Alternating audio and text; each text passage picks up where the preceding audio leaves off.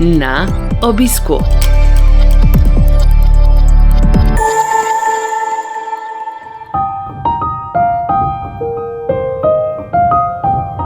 Dobrodošli v novi epizodi serije podkastov Na obisku, ki nastaja v produkciji Slovenskega združenja bolnikov z limfomom in levkemijo.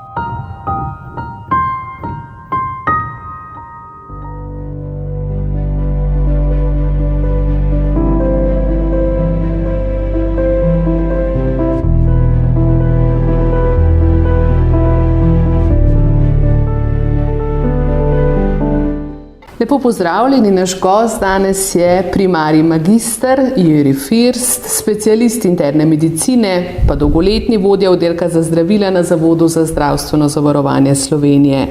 Primarij First je znan kot umirjen, preudaren in načelen človek, ki skupaj s sodelavci na Zavodu za zdravstveno zavarovanje skrbi, da sodobna zdravila, ki imajo dovoljenje za promet, pravočasno pridejo v klinično prakso in so čim prej dostopna tudi bolnikom v Sloveniji.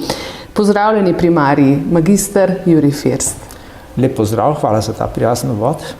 Drži, da se pri vas pretežno ukvarjate s tem, da bi bila zdravila čim prej dostopna slovenskim bolnikom, če imamo v mislih nova zdravila, vedno več jih je, to vemo, pa tudi draga so. Ja, to je seveda naša osnovna naloga, financiranje zdravil v okviru zdravstvenega varstva.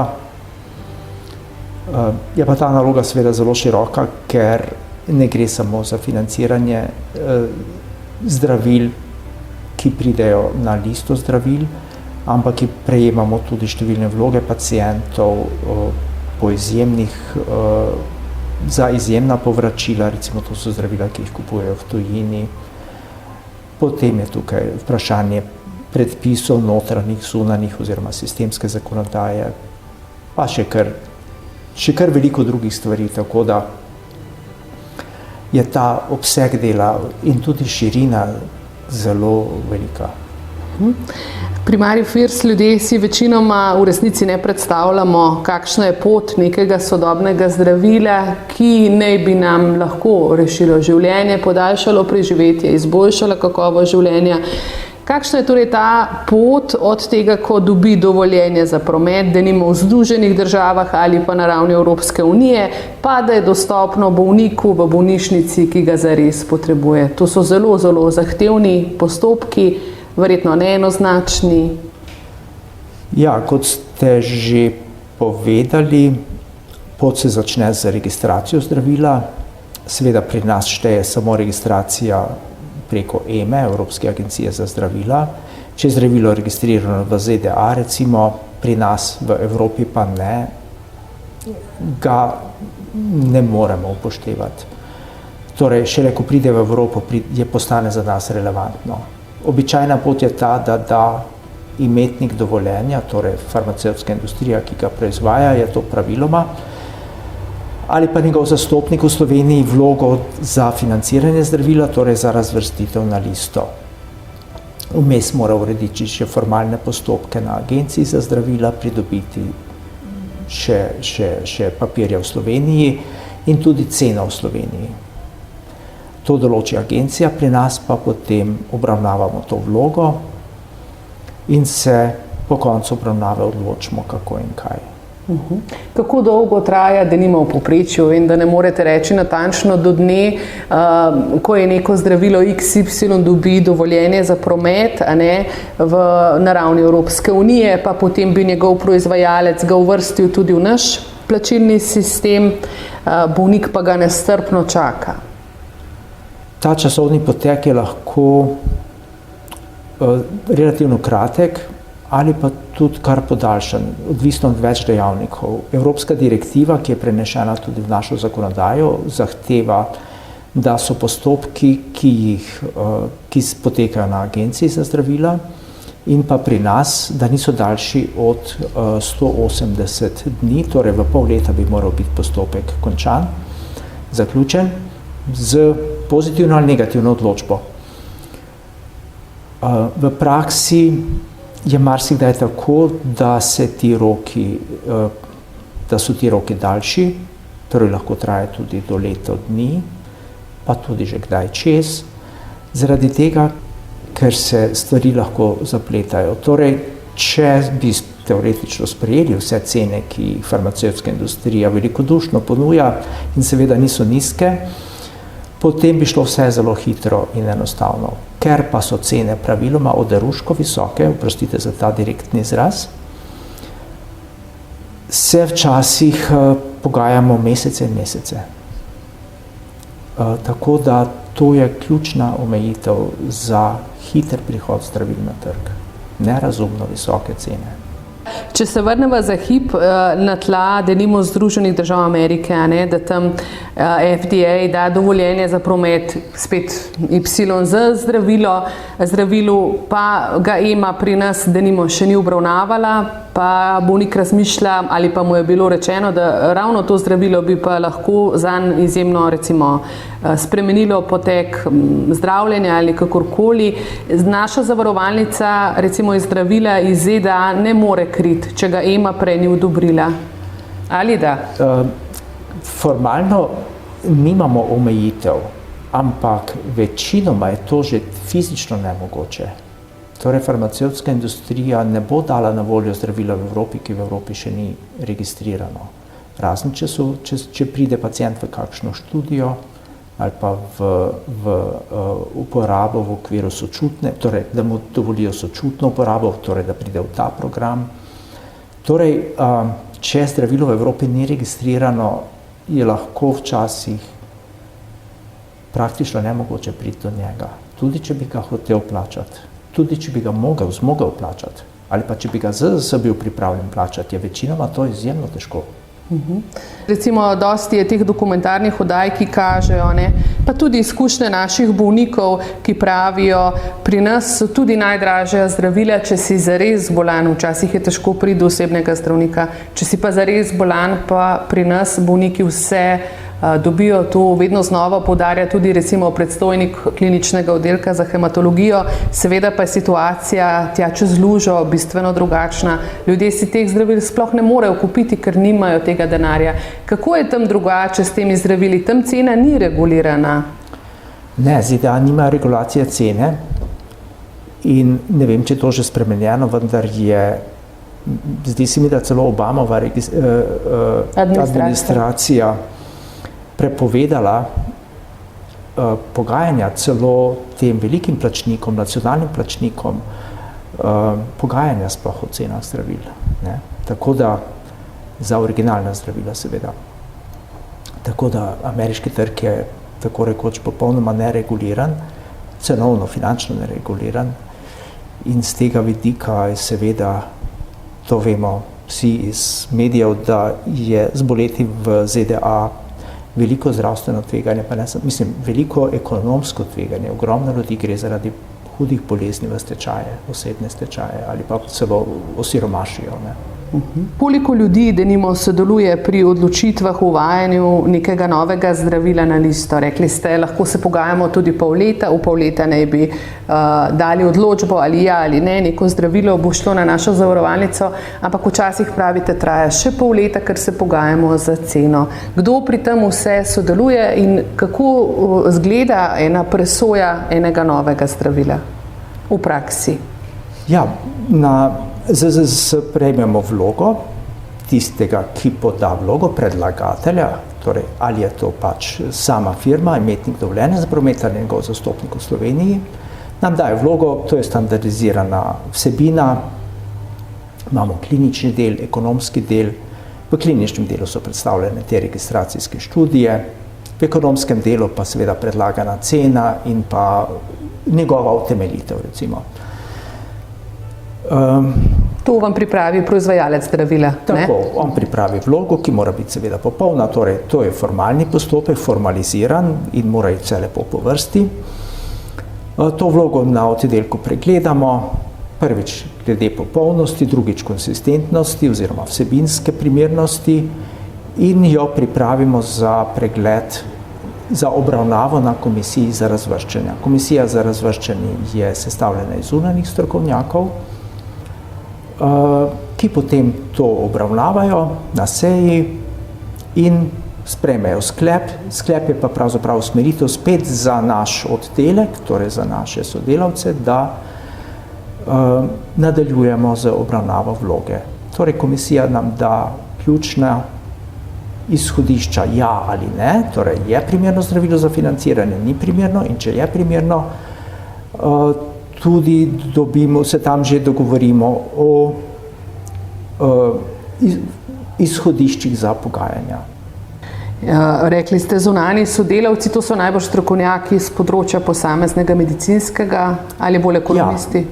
Ne, torej člani komisije so pravzaprav naši pogodbeni sodelavci, torej niso sodelavci, ampak v tem smislu, ampak so dejansko večinoma med njimi so kliniki,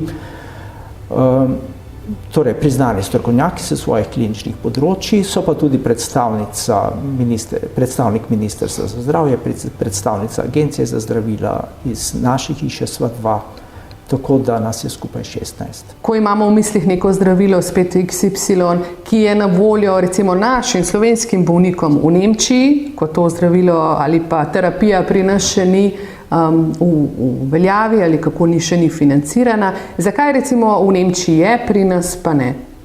Ja, veste, Nemčija je poleg Anglije ena redkih držav v Evropi oziroma Velike Britanije,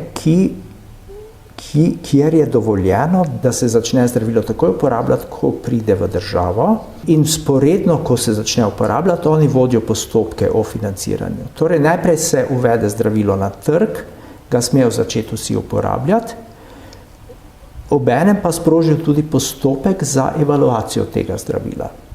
In isto je v Veliki Britaniji.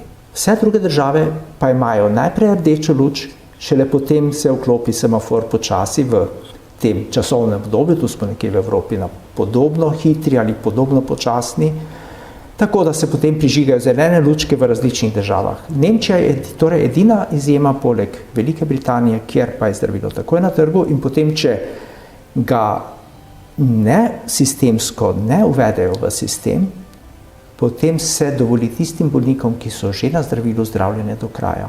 Pa plača potem nacionalni plačnik? Še plačnik plača, tako da je tam drugače. Ampak tipična evropska urejenost je, da najprej se uvede postopek, torej da so vsa zdravila nerazvrščena, nefinancirana, dokler se ne odloči o pozitivni listi. Torej mi govorimo o pozitivni listi, Nemci pa plačujejo vse, razen tistega, kar je na negativni listi, torej obraten pristop. Ampak Nemčija je tu velika izjema.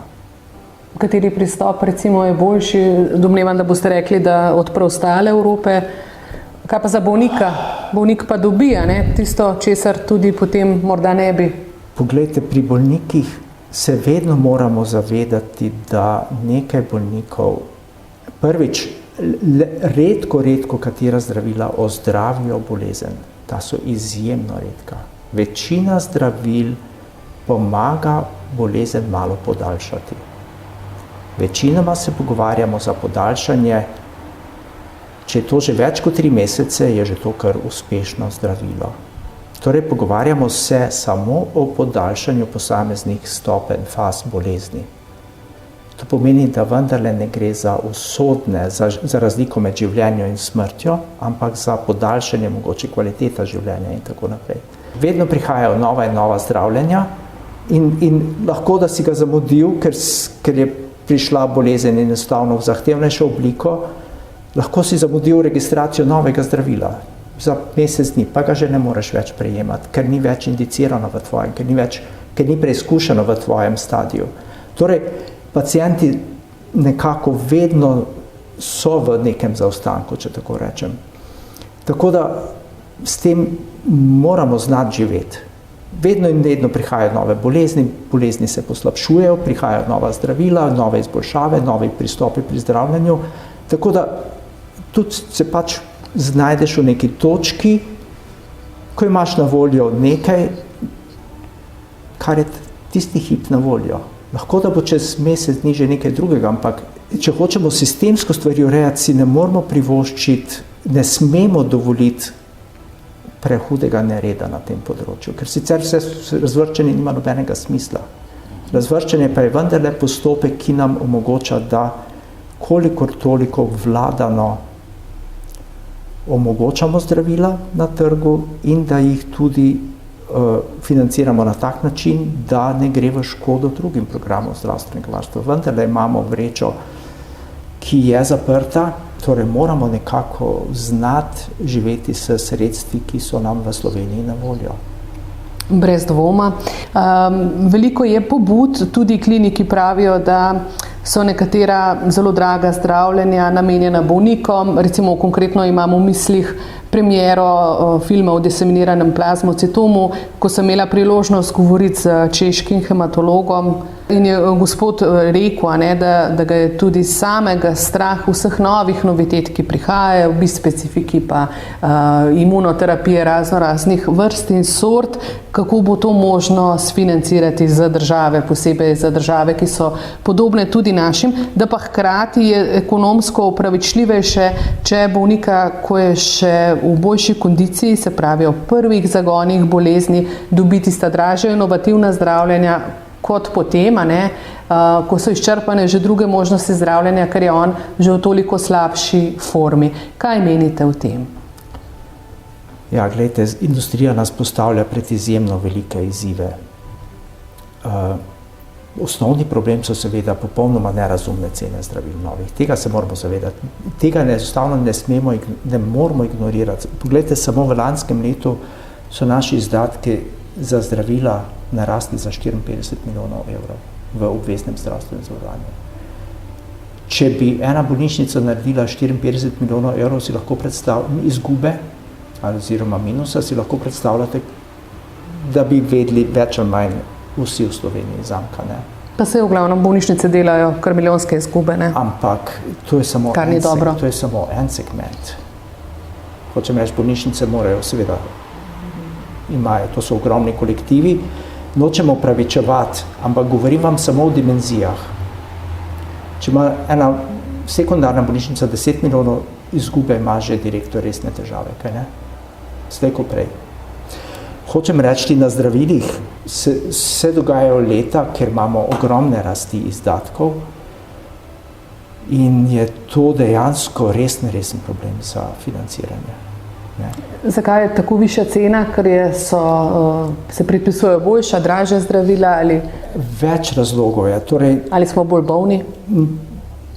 Vse skupaj. Torej, populacija se stara, vedno več je raka.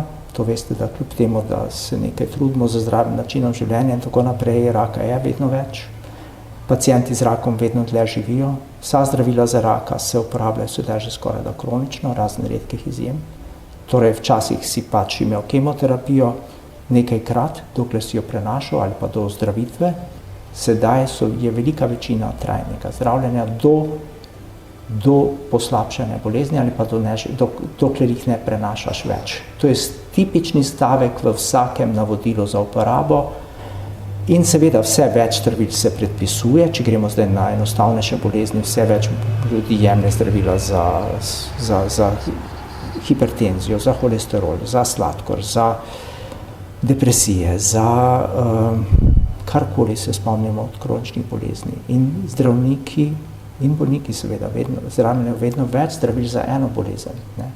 Če si imel včasih za sladkorno bolezen največ 3 zdravila, sulfonilsečnino, metformin, inzulin, če dam zdaj najenostavnejši primer, imamo zdaj vsaj še 2-3 skupine zraven, imamo bolnike, ki jemljajo za sladkorno bolezen 5 zdravil vzporedno, trajno, kar je seveda izjemno neracionalno. Tako da tukaj je cele kupe vprašanj, torej najprej populacijsko vprašanje, drugo je intenzivnost zdravljenja, smernice se zaostrujejo, potem je ta problem, da vsak specialist seveda gleda samo na svoje terapevtsko področje in ga nič ne zanima, če imaš 10 drugih zdravil poleg, on bo svoje predpisal ali predlagal in potem se kopiče in potem imaš bolnike s 15-20 zdravili različnimi in se sprašuješ, kje je tu odgovorno ali pa preudarno predpisovanje zdravil. Torej, naša medicina, naše klinične smernice nas vse skupaj silijo v en ekstrem, za katerega ni jasno, kako se bo končal. Torej, to je daleč od tega, da je bilo to samo finančno vprašanje, ker iz tega smo izhajali, kaj ne? To je tudi zelo veliko vprašanje bremena, koristi, razmerje koristi med tveganji oziroma škodo že objektivno, če pride do interakcij, zapleti zaradi samega zdravljenja. Tako, sami ste že odprli novo vprašanje Health Technology Assessment, to je neko mehanizem tehnologije, o kateri se govori, koliko sama vem, vsaj 10 let, pa verjetno dlje. Evropska unija nalaga, da bi se celostno nekako vrednotilo stroške, koristi, vrednost, izdatki v zvezi z uvedbo nekega novega zdravila, verjetno tudi predpisovanja večjih zdravil hkrati. Kje smo s tem v Sloveniji, kdo pri nas pravzaprav upravlja nalogo tega HTA, kot temu upravijo strokovnjaki? HTA oziroma določanja stroškovne učinkovitosti pravzaprav v Sloveniji ni. Pri nas nimamo organa, ki bi se s tem ukvarjal. Ekonomski vidik je del našega dosjeja za plačnika. Tam pregledamo priloženo dokumentacijo, firme morajo dati ekonomsko evaluacijo zdravila, torej oceno, morajo za večja zdravila, torej volumsko pomembnejša zdravila, narediti analizo stroškovne učinkovitosti, analizo vpliva na izdatke, naše izdatke, javne, kaj ne.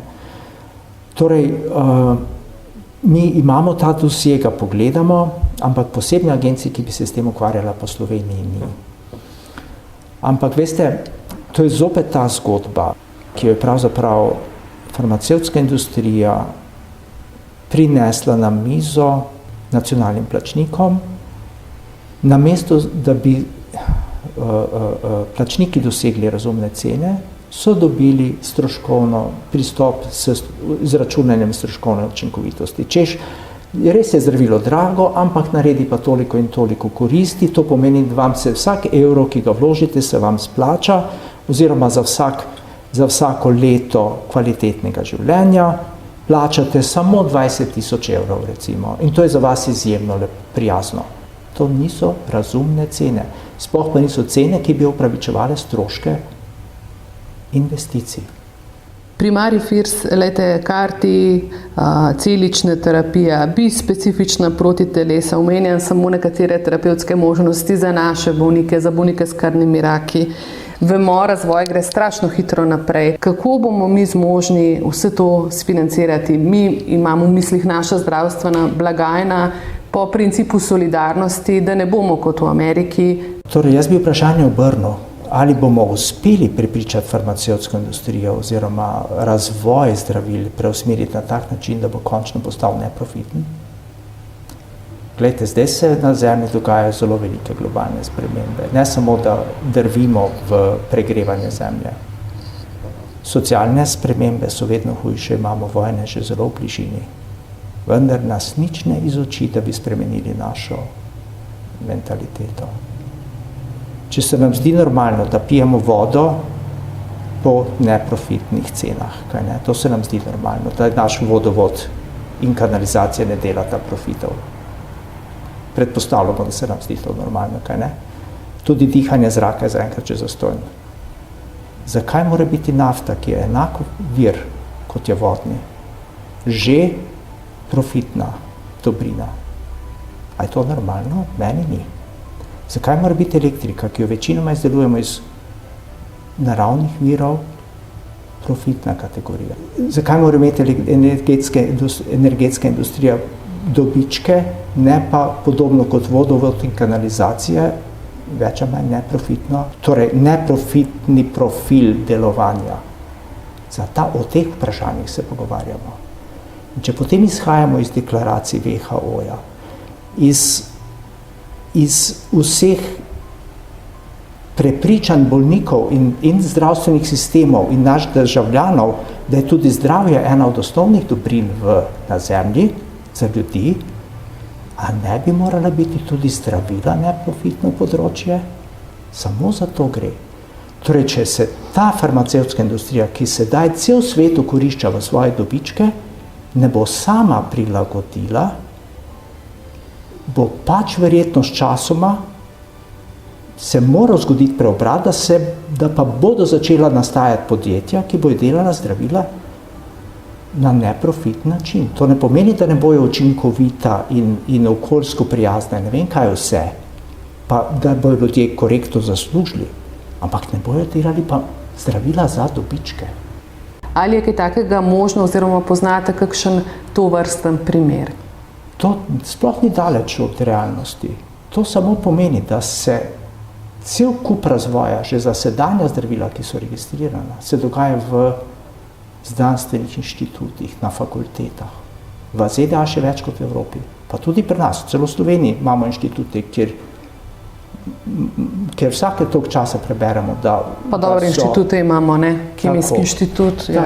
Ki ne patentirajo svojih učinkovin, ampak jih prodajo naprej farmacevtski industriji, ki jih v trenutku patentira in začne z nadaljnjim in nadaljuje razvoj, ki je seveda dajo svoj vložek, ampak za vložek bodo dobili oni 10, 100 ali 1000-kratni dobiček. V tem je problem. Torej gre samo za to, da dela vsak najbolj to, kar zna.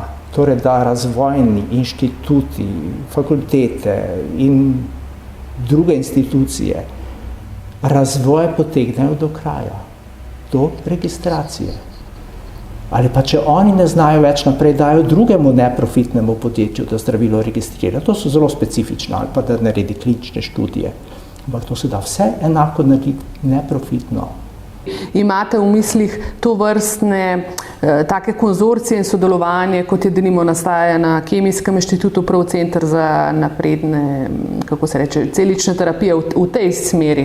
Ja, poglejte, te celične terapije so zelo zanimivo področje, zaradi tega, ker po eni strani jih je razvijala industrija, po drugi strani se razvijajo v inštitutih. In če bo inštitut lahko razvil in v UKC-ju, če bojo lahko začeli aplicirati to zdravilo, potem bomo dobili zdravilo po realni ceni.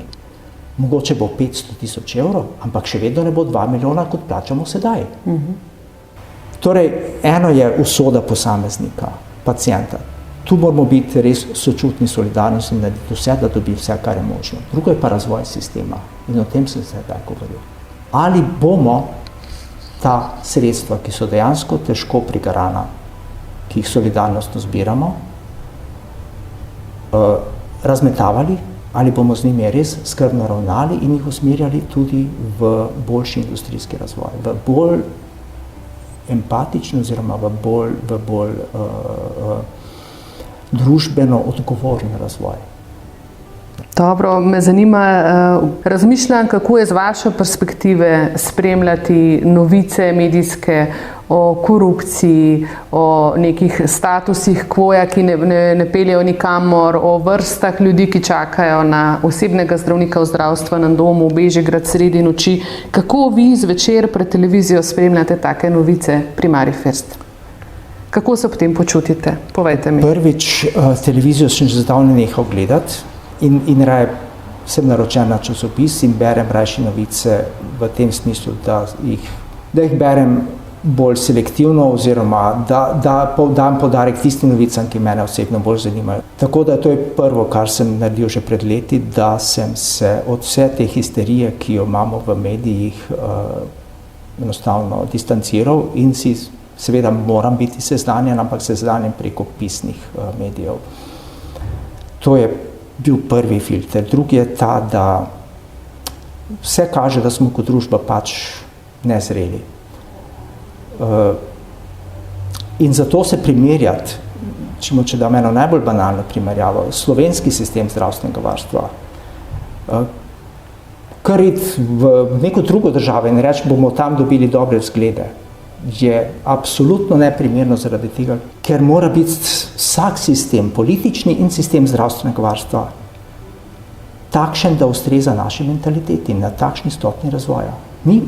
Razvoja pač žal ni mogoče preskakovati. Dokler ne narediš 3. razreda osnovne šole, ne moreš iti v 4. in tako naprej. Torej, mi smo sedaj na takšni stopnji, kot smo. Najprej moramo dobro spoznati naše dobre rešitve, ki jih gotovo ni malo, in pa šibkosti sistema. In okrog gledamo in iščemo strokovnjake samo takrat lahko, kadar res dobro poznamo najšibkejše točke našega sistema, za vprašanjem, kako jih podpreti. Ampak najti originalno rešitev za Slovenijo, za našo stopnjo mentalitete, razvoja, duhovnosti, če rečem. Govorimo o duhovnem področju, kako razumevati stvari. Prej ste omenjali res neverjetno hitro spreminjajoče se razmere na ravni sveta, seveda tudi Evropske unije, pa vojne, pa podnebne spremembe, vse živo pod črto bi lahko rekla. Koliko naj nas skrbi, tako osebno vas vprašam, da manjka denimo penicilina, da manjka sirupa proti vročini za otroka ali karkoli že. Z vidika bolnikov, ki se zdravijo za rakom, nas je lahko strah, da bi kakšna zdravila tudi zmanjkala ali ne bi bila začasno dostopna, ali je to ustvarjanje panike? Ne, to je zelo realen problem. Kot veste, veliko zdravil manjka in to zmanjka za nekaj mesecev lahko. To je zelo resen problem in to je samo eden od simptomov tega hlastanja denarja industrijskega, o katerem sem že danes kvečjemu preveč povedal, vsekakor dovolj. Prej sem vas pozabila vprašati, pa je izjemno pomembno vprašanje v tej komisiji za razvrščanje oziroma presojo zdravil. Ste rekli, so različni predstavniki strokovne javnosti, predvsem kliniki in tako naprej. A je tudi kdo izmed bolnikov in ali bi moral biti predstavnikov organizacij bolnikov? To je zelo težko vprašanje z tega vidika, da torej ZZS je organizacija, ki ima svojo skupščino, ki je zelo široka, svoj upravni odbor, ki je tudi kar velik. In filozofija je bila zaenkrat takšna, da imamo te predstavnike bolnikov v naših nadzornih organih. In oni torej nadzorujejo celotne procese, da so pač takšni, kot morajo biti. Zato ZZS v svojih komisijah nima posameznih predstavnikov pacientov ali združenih kakorkoli. Torej, po tej logiki niso potrebni. Rekel bi, da način, kako delamo... Ne, da niso potrebni, ampak so že zastopani. Ja, niso potrebni v samih komisijah naših. Torej, mi razumemo, da je to strokovna komisija, kjer imamo same veliki večini klinične strokovnjake. Če bi vzeli še enega laika, predstavnika pacientov, bi moral zastopati seveda vse skupine bolnikov, ne samo določene. Torej, tukaj je zelo veliko vprašanj. Nekatere države imajo to rešeno tako, da imajo podobno kot mi, ali pa da imajo neposredne predstavnike pacientov v komisijah, ki so potem večje. Je pa tudi kompleksnejše delo v teh komisijah. Rezultati so pa več ali manj v vseh državah podobni. Torej, gre samo za to, ali zdravilo potem na koncu financiraš ali ne, in pod kakšnimi pogoji. Če gledamo sliko Slovenije, glede na njen BDP, glede na njen delež za zdravstvo, potem lahko zagotovo suvereno trdim, da imamo pri nas višji standard pri zdravilih kot primerljive države po BDP-ju. Tako da za mene je to zaenkrat vprašanje, ki je sekundarno. Važni so rezultati, ali smo sposobni financirati zdravila ali nismo. In vedno bolj. Ta vprašanja bi se začela postavljati, ali pa se bodo začela postavljati bolj, ko si zdravil ne bomo mogli več privoščiti. Torej, če temu sistemu ne bomo znali narediti konca oziroma ga prekanalizirati v javnofinančno bolj vzdržnega, če bo treba začeti selekcionirati zdravila, bo mnogo resnejši problem in tam bo pa mogoče nam celo všeč, če bodo, oziroma si bomo želeli, da bodo odločitve sprejemali tudi pacienti. Z lahkoto sprejmeš odločitev za financiranje, ne? Če si ga lahko zdravilo privoščiš, če si ga ne moreš, so odločitve bistveno težje. Takrat je boljše, če so pri odločitvi zraven vsi deležniki. Dobro, primarij magister Firs, kdaj zavod odobri zdravljenje posameznega bolnika v tujini in kako poteka postopek te odobritve? Za odobritve zdravljenja v tujini je pristojen drug oddelek, torej o tem ne odločamo pri nas na oddelku za zdravila, tako da vam natančnih informacij v zvezi s tem ne bi dal, ampak osnovna informacija je ta, da je največja verjetnost odobritve, tako bom rekel, takrat, kadar da vlogo oziroma predlaga to zdravljenje klinika. Ko klinika vidi, da obstaja v tujini relevantni izvajalec, relevantna bolnišnica, torej kvalitetna, referenčna, ki ima neko novo možnost zdravljenja, ki lahko pomeni za tistega bolnika neko dodano vrednost, pomembno dodano vrednost, potem sama predlaga zdravljenje. In v tem primeru bo gotovo tudi odobreno. Kadar pa daje vloge bolnik, brez soglasja konzilija bo pa velika verjetnost, da vloga ne bo rešena. Malo nestrukturirana so moje vprašanja, danes pa ne, ker se ne bi na intervju pripravili, ampak ste izjemno zanimiv sogovornik in me vsakeč znova popeljete v svet novih vprašanj. Prej ste omenjali, da so se izdatki za zdravila, mislim, da povišali za 54 milijonov v lanskem letu ali nekako tako. Vemo pa vsi, da nam zdravila doma ostajajo, posebej za vsako je problem, že zato, ker jih je problem odvršti ustrezno na pravilen način. Kaj šele, če gre za zelo draga zdravila, kaj s takimi zdravili, ki lahko doma v predalu ostanejo in so vredna nekaj tisoč evrov? Kaj bi se dalo tukaj storiti?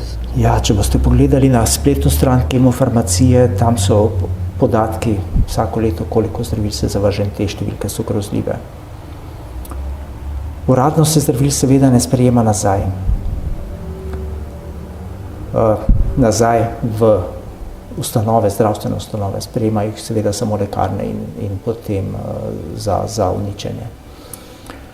Pričakoval bi, da imamo takšno zavest, da če ne gre za urgentno menjavo zdravila, da se vedno starega porabi do kraja, in šele potem začne imati novega, če pride do menjave. Že s tem načinom bi veliko prihranili. Drugi način je, da ne dvigneš zdravila, ki ga ne boš jemal. Marsikdo dvigne recept, bom rekel, na čuden način, samo zato, da naredi uslugo zdravniku. Če slabo zaupanje, potem se lahko zgodi, da bolnik, bom rekel, ne upa reči zdravniku, ne, meni ni do zdravila, ne rabim recepta, ne bom imel antibiotika ali pa za holesterol. Zdravila za holesterol so tista, ki jih bolniki skoraj da največ neredno jemljajo ali pa opuščajo zaradi tega, ker se jim zdijo, ne vem, nesmiselne, nepotrebne, kakorkoli že, ali imajo mogoče včasih tudi neželene učinke. Drugo je pa seveda, če greš iz ene kemoterapije, ki se konča, ali pa iz enega zdravila v drugega in moraš tistega prenehati, zato ker je pač postalo neučinkovito. V kakšni ambulanti verjetno so pripravljeni vzeti kakšno škatlico zdravila nazaj in dati nazaj na oddelek, vendar to uradno, kot poudarjam, ni dovoljeno. Obetajo se spremembe glede dopolnilnega zdravstvenega zavarovanja.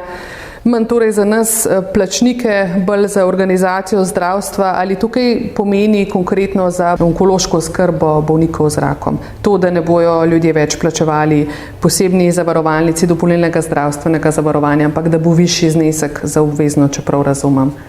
Ja, ampak onkološko zdravljenje je že sedaj 100% krito iz obveznega zavarovanja, tako da... Brezpredmetno vprašanje potem. Ja, ni čisto brezpredmetno zaradi tega, ker bo sigurno sistemske spremembe, ki bodo zadevale vse državljane, ampak mislim, da za področje onkologije res ne bo. No, pa tudi sicer teh sprememb ne bi smeli čutiti pri obravnavi. Tu gre vendarle samo za način financiranja. Primarij magister Firs, kakšno je vaše življenje izven sveta zdravstvenega zavarovanja, ki vas je zagotovo dodobra zaznamovala? Ste internist, diabetolog, ste strokovnjak za področje sladkorne bolezni, sicer delate še kaj tudi klinično in kaj počnete v prostem času? Ja, v lanskem letu sem opustil ambulanto v Celju, delal sem v diabetološki ambulanti enkrat tedensko v Celju, v Splošni bolnišnici Celje.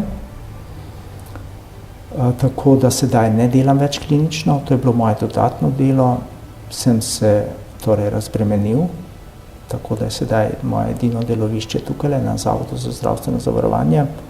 Kar se pa tiče osebnega življenja, mislim, da je z eno besedo za zunanjega opazovalca več ali manj dolgočasno, ker me zanimajo predvsem kakšne filozofske knjige.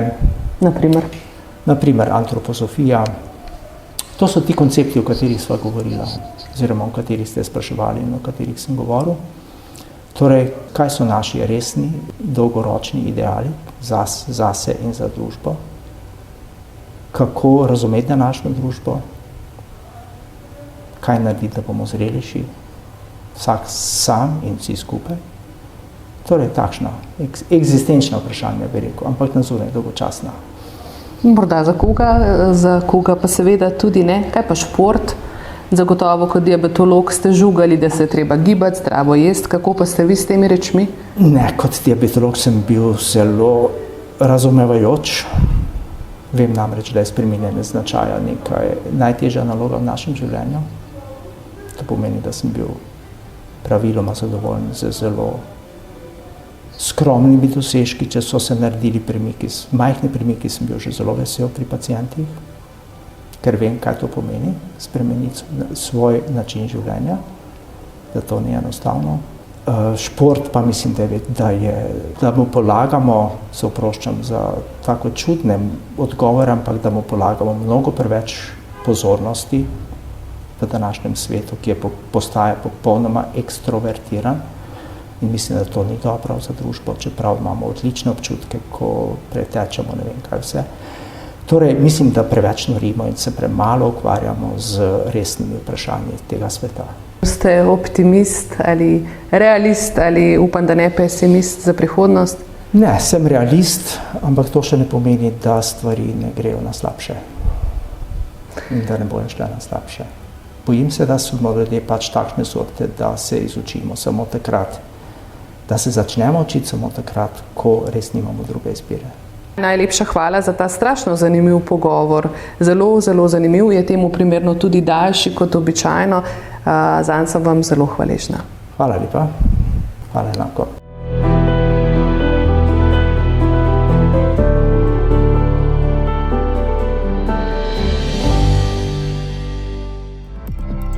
V našo družbo vabljeni spet čez 14 dni. Na slišanje!